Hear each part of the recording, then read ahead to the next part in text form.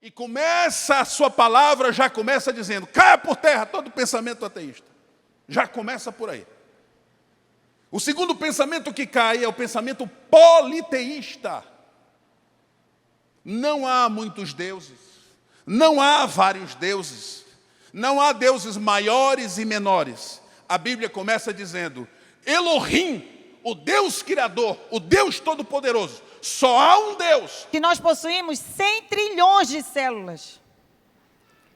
E nossos ossos, todos eles são ajustados por juntas e medulas e são 206 ossos. E quando é um bebê, são 300 ossos. O reino de Deus não se baseia no meu merecimento, na minha capacidade, no mérito que eu tenho de receber a salvação. É Deus que inicia o processo. Adão e Eva deveriam sair correndo, dobrar os joelhos, dizendo, olha, nós falhamos, nós erramos, nós desobedecemos, mas não, eles se escondem, se ocultam de Deus, e Deus vai lá na viração do dia e pergunta, Adão e Eva, aonde vocês estão? E Ele lança uma promessa de redenção e de restauração para toda a humanidade.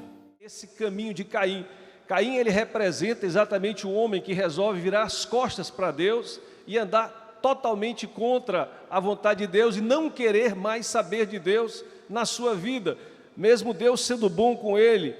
Caim matou Abel. E depois Adão e Eva geraram a Sete, que gerou a Enos. E que nesta geração se voltou a adorar a Deus, a cultuar a Deus, naquela família, depois daquele grande tragédia. As pessoas podem frequentar templos e lotar templos. Se elas não seguirem o direcionamento que Deus deu mediante a sua palavra, pode ter certeza, elas irão naufragar. Mas aqueles que permanecerem firmes na direção que Deus apontou para nós, esses serão salvos para a glória de Deus. Seguimos nossa jornada de estudo e cópia manuscrita da Bíblia.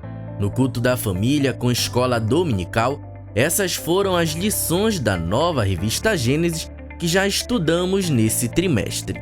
No próximo domingo, estudaremos o capítulo 11 de Gênesis, a Torre de Babel. E você não pode ficar de fora.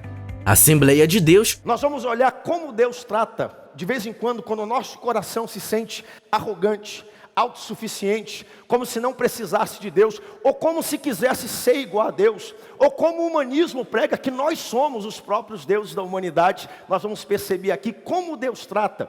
E isso, gente, acontece por toda a história.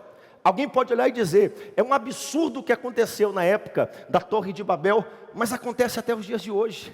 Nós continuamos sendo da mesma forma. Nós nos achamos deuses, nós achamos que podemos viver independente de Deus, e nós vamos descobrir que o nosso Deus é um Deus de graça e de misericórdia, mas o nosso Deus é um Deus que também espalha e quebra alguns projetos quando nós nos encontramos nessa situação. Assembleia de Deus, guiados pela Bíblia e pelo Espírito Santo.